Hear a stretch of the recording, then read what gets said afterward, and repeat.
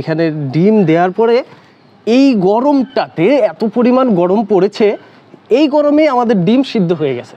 একদম আগুনে রান্না করলে যেমন হয় ওই রকমই।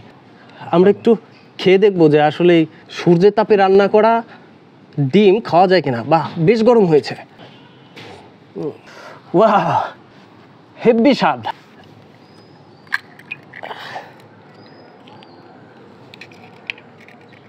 দেখুন, আপনারা দেখতে পাচ্ছেন ডিম কিন্তু ভাজা হয়ে গেছে প্রায়। এখানে ডিম দেওয়ার পরে এই গরমটাতে এত পরিমাণ গরম পড়েছে, এই গরমে আমাদের ডিম সিদ্ধ হয়ে গেছে। আমরা এখন একটু দেখি।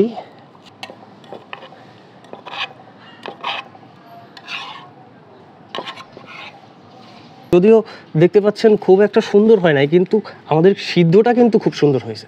একদম আগুনে রান্না করলে যেমন হয় ওই রকমই। তার মানে আমরা বোঝা যাচ্ছে যে আসলে কি পরিমাণ গরম পড়েছে। আমরা একটু খেয়ে দেখবো যে আসলে সূর্যের তাপে রান্না করা ডিম খাওয়া যায় কিনা। বাহ, বেশ গরম হয়েছে।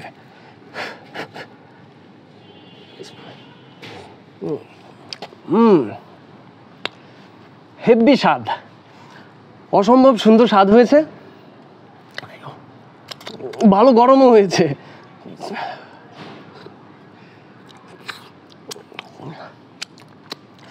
ওয়াহ, দারুণ।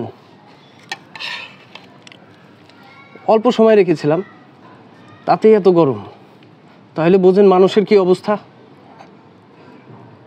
ওয়াহ, দারুণ।